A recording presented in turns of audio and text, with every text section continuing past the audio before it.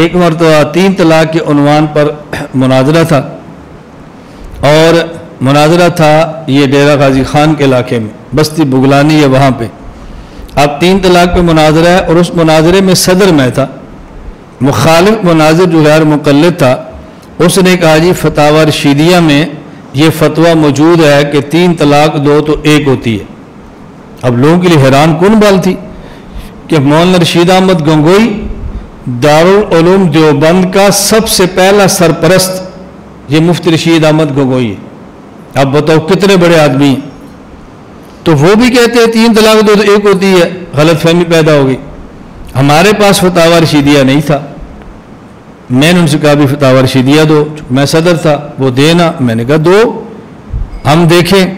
ہمارا مناظر گفتگو کر رہا تھا، میں نے فتاوی رشیدیہ لے لیا، میں نے سارا پڑھ لیا، اور میں نے اپنے مناظر سے کہا تم کھڑے ہو کر اعلان کر دو اگر فتاوی رشیدیہ میں مولانا رشید احمد گنگوئی کا یہ فتویٰ ہو کہ 3 طلاق 2 تو 1 ہوتی ہے، ہم اپنی شکست لکھ دیتے ہیں۔ اگر یہ ہو تو شکست ہم لکھ دیں گے۔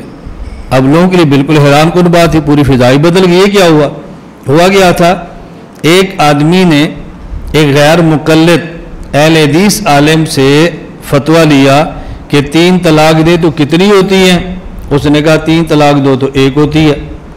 اب اس بندے نے اپنا استفتاء سوال، غیر مقلد عالم کا فتویٰ اور جواب یہ اکٹھے مولانا رشید احمد گنگوئی کو بھجوا دیے۔ آج مولانا رشید احمد گنگوئی رحمۃ اللہ لکھ دیا ابھی یہ فتویٰ غلط ہے، 3 طلاق 2 تو 3 ہوتی ہے۔ اب جب فتاوی رشیدیہ میں چھپا تو پہلے اصل سوال، پھر غیر مقلد کا جواب، اور پھر مفتی رشید احمد گنگوئی کا رد، اس کی تردید چھپی۔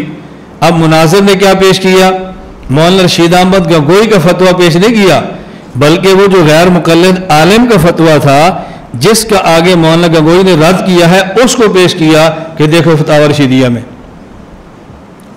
اب بتاؤ کتنا بڑا دھوکہ ہے، یعنی ایک ہی رسالہ، ایک ہی کتاب جس میں رد بھی موجود ہے اس سے دھوکہ دے سکتے ہیں، تو جب ایک رسالے میں ایک رائے چھپے گی اور اس کا جواب اگلے رسالے کے اندر آئے گا تو بتاؤ دھوکہ دینا کتنا آسان ہوگا۔